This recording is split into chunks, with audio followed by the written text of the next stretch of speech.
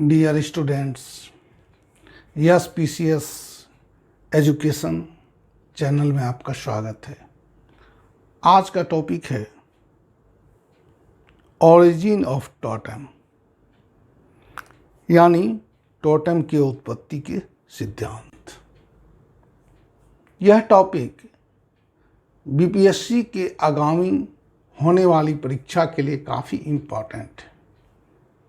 इससे पहले भी यह टॉपिक कई बार पूछा जा चुका है, इसलिए आपसे आग्रह है कि टॉपिक को ध्यानपूर्वक सुनें और इस चैनल को लाइक, शेयर और सब्सक्राइब करें। चलिए टॉपिक की ओर चलते हैं।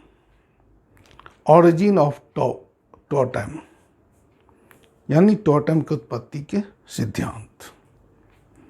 विभिन्न मानव शास्त्रियों ने टोटेम की उत्पत्ति के संबंध में अपने अपने विचार एवं मत प्रस्तुत किए हैं, जो निम्नलिखित रूप से है। नंबर 1, नामवादी सिद्धांत, नोमिनेलिस्टिक थ्योरी।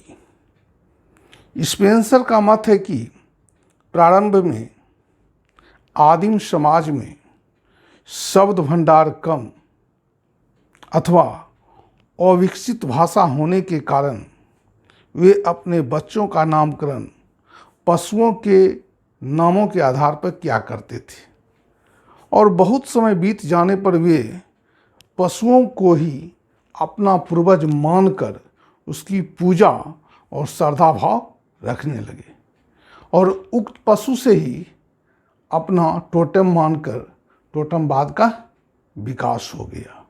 नंबर 2, आत्मा का सिद्धांत, थ्योरी ऑफ सोल। जनजातियों में ऐसा विश्वास पाया जाता है कि उनके पूर्वजों की आत्मा किसी पेड़ पौधे अथवा पशु पक्षी अथवा अन्य किसी प्राकृतिक वस्तु में निवास करती है। परिणाम स्वरूप उस पेड़ पौधे अथवा पशु के प्रति उनके मन में श्रद्धा, भक्ति तथा आदर की भावना पनप गई, और उस पेड़ पौधे को किसी भी रूप में हानि पहुंचाना निषिद्ध हो गया, और इसी व्यवहार के परिणाम स्वरूप टोटेमवाद का विकास हो गया।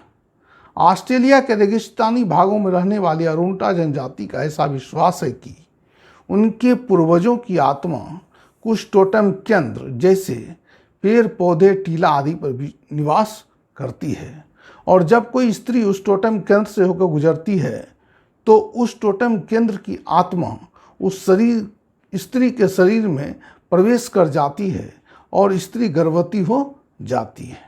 इसलिए अरुंटा जनजाति ने टोटेम केंद्र के पेड़ पौधे को टोटेम मान लिया, और इस प्रकार से टोटेमवाद का विकास हो गया।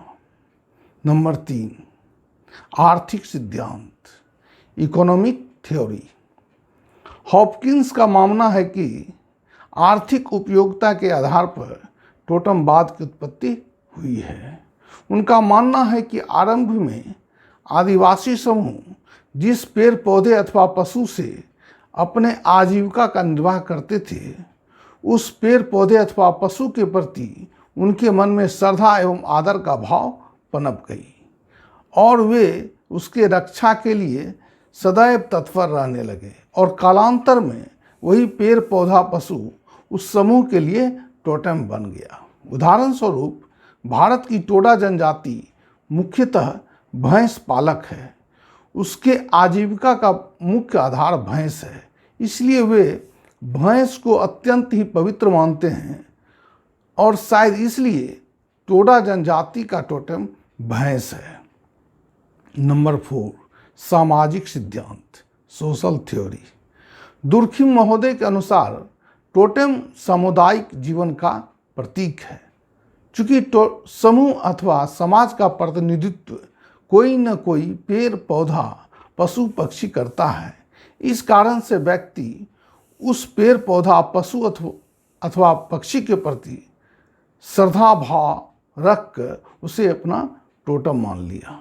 नंबर 5, आकस्मिक ऐतिहासिक घटना का सिद्धांत, theory of historical accident.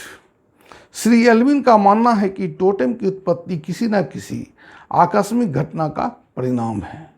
Shri Alvin इसे अनेक उदाहरणों के आधार पर स्पष्ट करने का प्रयास किया है।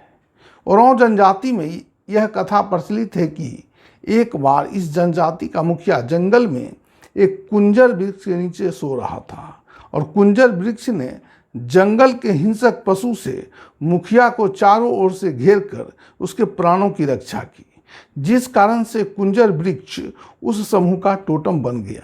इसी प्रकार से मुंडा जनजाति में भी यह कथा प्रचलित है कि एक बार एक स्त्री अपने बच्चे को छोड़कर पानी भरने गई और जब लौट कर आई तो उसने देखा कि सांप उसके बच्चे के ऊपर फन फैलाकर बैठा है और स्त्री को देखकर नाग वहाँ से चला गया। इसके बाद बच्चे के सभी संतानें आगे चलकर पांडु मिंग यानी सांप गोत्र का सदस्य माना जाने लगा और सांप उसका टोटम बन गया। आधुनिक हिंदू समाज में भी तुलसी का पौधा, गाय, गंगा नदी, बैल, बंदर, पीपल का पेड़ इत्यादि का श्रद्धा भाव से पूजा किया जाता है, परंतु इसे टोटेम मान लेना गलत होगा। जनजातीय समाज में टोटेम एवं टोटेमवाद की उत्पत्ति के संबंध में चाहे जो भी सिद्धांत अथवा धारणा हो, परंतु इतना अवश्य है कि टोटेम अथवा टोटेमवाद जनजातीय समाज में एक सार्वभौम विशेषता के रूप में पाई जाती है। धन्यवाद।